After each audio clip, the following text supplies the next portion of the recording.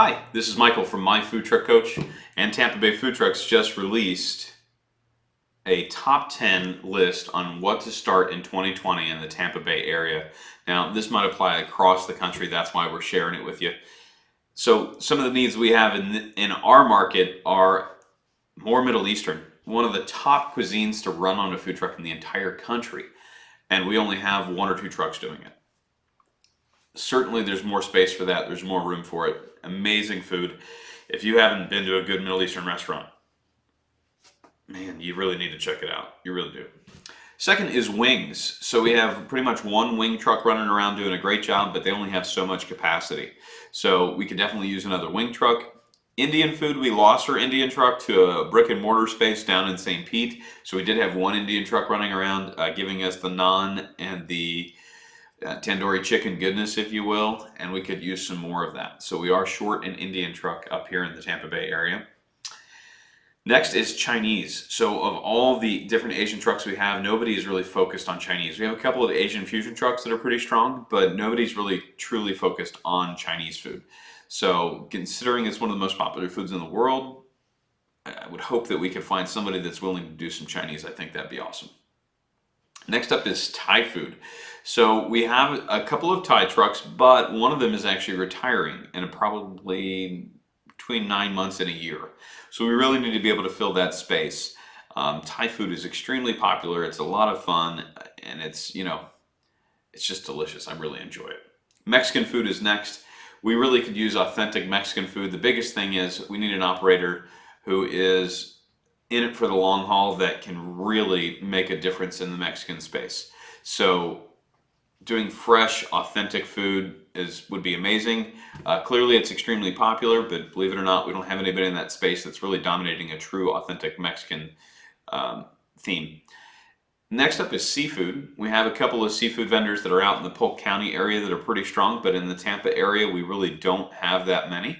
So wanted to just float that out there and say seafood's potentially a good space to start in, or rebrand to. Next up is churros.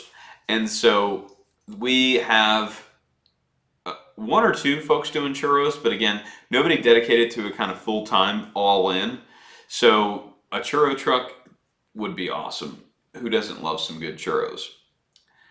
Next up, empanadas. We had a very successful empanada truck who went into a brick and mortar that has much bigger sights in mind than just running a truck.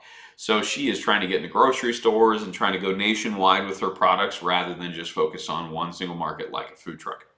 And last up is a poke bowl truck, which from what I understand is in the works. So we do have one on the way from an existing truck owner that's going to be launching a new concept for that. A couple of things that we don't really have a need for. There's a pretty competitive space that if you were to come to me and say, should I do this?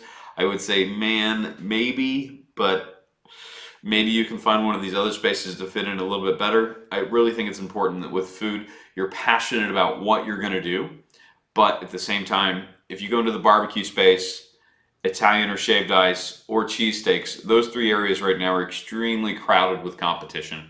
I'd really encourage you to try to shy away from those if possible. And the phrases we usually hear in response to something like that, the feedback we usually get is something along the lines of, yeah, but mine's different. And so what I would say to you is, if that's the case, awesome. I think that's a good thing. Different is always good. How are people going to know you're different? Because if it's trying your food, that's not going to cut it. People really have to know you're different in your name, in your style, and what you're doing, and just across the board, you're going to have to be pretty different. It's also important, though, you keep in mind, you don't want to be so different where you're making something that is normalized and a love of people, whether it's Italian ice or something else. If you go so far off the reservation that it's almost odd or weird, they may not be into it. So keep that in mind. It's important to be original, but sometimes you can be so original where if you can't explain what your product is to someone and have them understand it, it may not be as big of a win as you're anticipating.